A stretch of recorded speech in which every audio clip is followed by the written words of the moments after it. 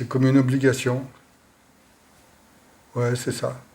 Tu te dis, mais je peux pas faire autrement. Faut que je m'empare de ce truc, faut que je le fasse entendre.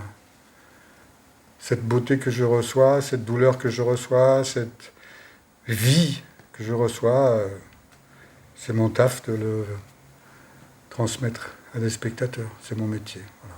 Moi, à chaque fois que je mets en scène un texte, que ce soit un classique d'ailleurs ou un contemporain, que ce soit même un de mes textes, j'ai besoin de trouver la langue scénique qui va le restituer, l'offrir. On sait, nous, les gens du plateau, qu'on peut tuer un texte. Ratatiner, aussi bien Molière que Galéa. On peut ratatiner un texte.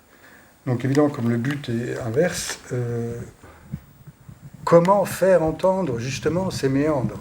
Alors c'est une forme singulière, elle se laisse la liberté, et c'est ça que j'aime beaucoup, beaucoup, d'errer dans sa pensée, comme c'est dans nos têtes à tous, ça va là, hop, ça part là, puis ça rebondit là, et ça rebondit là, etc. Ce qui rend le texte épouvantablement difficile à apprendre pour Claude de Gliam, qui joue le personnage de l'autrice, mais qui en donne en effet, qui donne la complexité de sa pensée, de ses sentiments, de son sensible, de sa quête, comment il va, et non ça va pas, elle va là, non ça va pas, et la mémoire, et le présent, et le futur, tout s'entremêle, comme quand on pense les uns et les autres. C'est une poésie, c'est un poème, c'est une poétique, donc c'est pas du sens. Évidemment, les gens vont comprendre tout ce qui se dit. Mais comment tu leur prends le corps avec ta voix? C'est une musique.